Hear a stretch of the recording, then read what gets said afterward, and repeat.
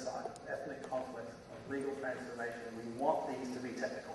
We want them to be the ones that the smart people can solve, and that they can design a standardized toolkit or best practices. That's the language that the World Bank uses all the time.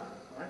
That's the language of standardization. That's the language of scaling up, the language of the Excel spreadsheet that enables you to respond to these problems in fairly nice, manageable, predictable kinds of ways. Right? And let me repeat it just because it bears repeating. There are problems to which that's exactly the right response. Right? The canonical example that we use at the bank is the example of designing roads for high rainfall environments. Right? Some smart engineer has figured out how to build roads that will survive regular deluges of rains in high altitude environments. Right? Now, each country that has that problem shouldn't have to reinvent the wheel. Right? If some smart engineer has figured out how to do that in a low-cost, effective way, the faster that sort of knowledge can be disseminated around the world, the better. Right? Because we don't have to reinvent the wheel on that type of problem. Right? But for problems pertaining to ethnic conflict and to legal transformational issues, anything to do with the rule systems that govern a society, right? Those sort of problems have to be put through a very different kind of decision-making apparatus, I suggest. Right? Those are not technologies, and even if the Swedes have figured out how to do justice in a really good way, right, it does not mean that the Swedes should therefore be trumpeting this around Cameroon and Bolivia because they think that they have the answer to that problem. Right? Each country in these particular class of problems, these adaptive problems as these guys call it, right? Adaptive problems require a fundamentally different sensibility, a whole different set of evidence bases, a whole different technology, if you will, for decision-making technology for responding to them. And the point of this talk is largely that we're obsessed about technical problems and that the MDGs and other kinds of target-based approaches to thinking about poverty reduction fundamentally tip the weight of the incentives and the imperatives for development professionals to think increasingly in terms of the standardized technocratic technical intervention that will get us along that particular road as soon as possible. Okay, so what to do then? All right, well, I think if we have development status hits, if we have these top 10 interventions that we think are working, that are largely hailed as successes precisely because there is a universality to them, because they do in fact probably work more or less in different kinds of environments. I think we have a number of new examples of a different type of thinking that's now starting to emerge, and I'll call this 21st century development. With the final version, which I'll get to shortly. In 21st century development, I think we're much more about trying to respond to a lot of these technical problems by deferring to, in the first example here, the wisdom of crowds, right? or the wisdom that's attained by devolving decision-making down to lower units of analysis.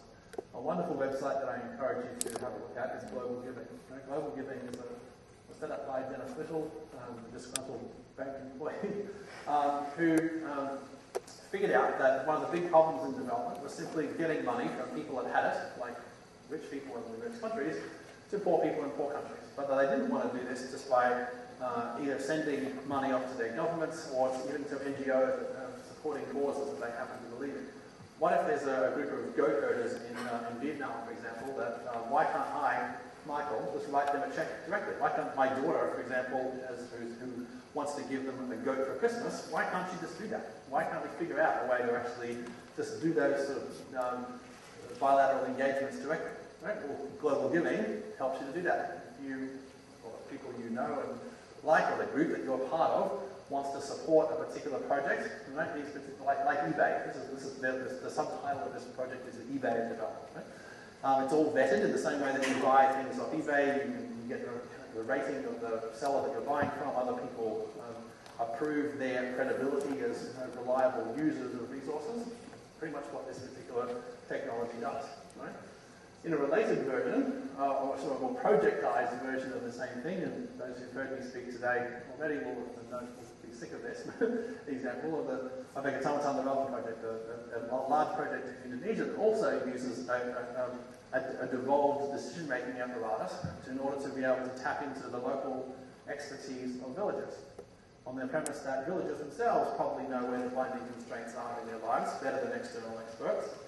Poor villagers themselves are probably better place to know who the really poor people are in their village. And poor people themselves are probably better able to discern what local technologies and resources are available to be packaged together to try and respond to these kind of issues. Right? So KDP provides a block grant to villages, and those villages then compete with each other through a proposal mechanism to solicit the best proposals from amongst themselves. But all the decision making is done through a competitive mechanism where villages themselves decide on what they should do, not having external agents tell them what they should do. So these are kinds of examples of very rapidly devolving the kinds of decision making out to people that are in a better position to do that.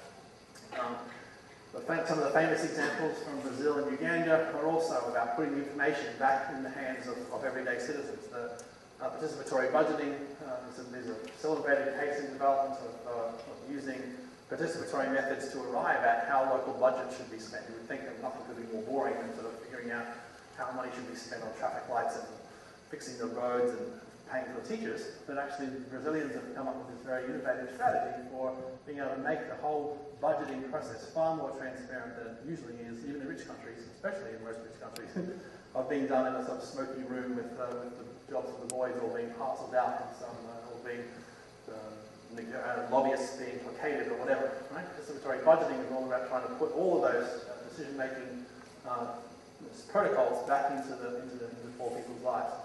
Similarly, with one of the biggest success stories of research into action that's happened in the last 10 years has been the work in Uganda on trying to publicise the pipeline of money from resources arriving in the government to kids graduating from school. Right? There's a big pipeline of resources in there, and a nice little graphic. They have sort of various different leakage points along the point of that pipeline where all the money starts to get corrupted out, when money starts to disappear into the hands of the less scrupulous people along the way. Right? But by conducting surveys at each of these particular points over long periods of time, they've been effectively able to get people to stick their fingers in those holes. Right? The resources that come in that end are actually now 90% more likely to come out the other end as a kid graduating from school than they were before. Right? So again, that's another variant on an example of putting decision making into the public domain to help citizens and public pressure, as for instance, to make these kinds of decisions. A fourth example of what I'm thinking about here is also about levelling the playing field of decision making. Right? For most of history, most of the decisions about daily life have been, or at least in arbitrating decisions between people, has been made by the local village headman or the lord or whatever of the manor. Right? And that decision making is very arbitrary, entirely usually made in the interest of that powerful person himself. And the task of development in many cases is taking, not so much create a level playing field, but taking a playing field that starts at about 87 degrees and trying to get it to about 80. Trying to make things a little bit more equitable than they would have been otherwise. And one of my best examples of this is the Cambodian Arbitration Council. Cambodia, as you may know, is a very textile-producing nation. A lot of large parts of its GDP now come from producing garments for Fortune 500 companies like Nike and Gap. Okay? Now, you can't imagine, I don't think, a more inequitable potential bargaining table that has all the fancy lawyers for the Fortune 500 companies on one side of the table, right? 19 and 20-year-old illiterate Cambodian peasant women on the other side of the table, and a patrimonial kleptocratic government on the third party. Right? How on earth are you going to start can you imagine getting anything remotely like equitable working conditions and salaries being paid to women under those sort of circumstances when their bargaining power is essentially zero? Right? Yeah. So what do you do in response to those kinds of situations? Right? There is no technology for responding to that. But in Cambodia, that is the big issue. Right? So trying to get better working conditions in the factories for women in particular, since they make up 90% of the labour force, is a huge big deal. Right? Now, there's no Millennium Development Goal around that necessarily. There's no best practice that I can wheel out in order to be able to help you solve that particular problem. Right? But nonetheless, they were able to figure out a solution in Cambodia that was largely built around the Constructors Arbitration Council, where there's a non-binding resolution. I mean, they think, oh my God, not only did they have these incredibly inequitable partners, they set up rules that weren't even enforceable. How on earth did that lead to equitable outcomes? Well, it was what was possible in the country at that time. Right? And the best option they could hope for in that short term was to set some precedents and some principles for decision making that were just a little bit